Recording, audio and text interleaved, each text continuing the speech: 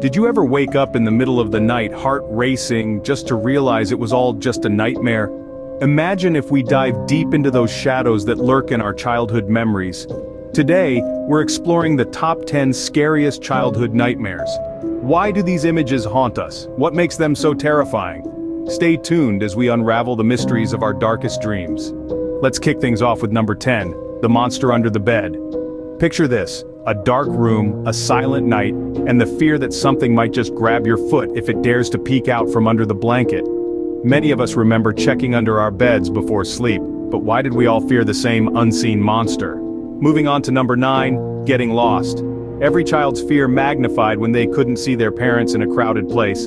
The heart races, the world spins, and suddenly every stranger seems ominous. Remember how relief washed over you the moment you spotted your parent in the crowd? Number 8 brings us to the dark forest, that eerie silence, the rustling of leaves, and the sensation of being watched. Forests in our dreams often symbolize the unknown, making them a perfect setting for a nightmare. At number 7, we have the haunted house. Not just any house, but that one house in the neighborhood everyone dared you to approach but you never did. Inside our minds it transformed into a labyrinth of ghosts and terrors. Number 6 is about being chased. Who or what was chasing us? We might not always remember, but the dread of being pursued is unforgettable. Why is the fear of being chased so common among children? Halfway there with number 5, the deep ocean. Imagine being surrounded by water, unable to see land or what lies beneath you. The ocean in nightmares symbolizes our fears of the vast and unknown. At number 4, we have clowns. Ironically, figures meant to bring joy became symbols of terror. Their exaggerated expressions and unpredictable nature struck fear rather than amusement in many of us. Moving to number 3, losing teeth. A surprisingly common dream, where we feel our teeth loose or falling out without reason. This nightmare often reflects our anxieties about appearance and acceptance.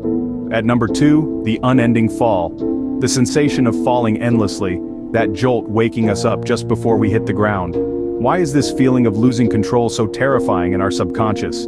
And finally, number 1, abandonment. The ultimate fear of being left alone without anyone to care for or protect us. This deep-rooted fear often stems from our innate need for connection and security. We've just journeyed through the shadowy corners of our childhood fears. Did any of these nightmares sound familiar? Were they as scary now as they were then? Our nightmares are not just random images, they have roots in our deepest fears and experiences. Hit like if you found this journey intriguing, share to bring others into our exploration of the dark, and don't forget to comment your most vivid childhood nightmare below. Remember, facing our fears, even the ones from our childhood, can be the first step in overcoming them. Keep dreaming, but let's hope for sweeter dreams tonight.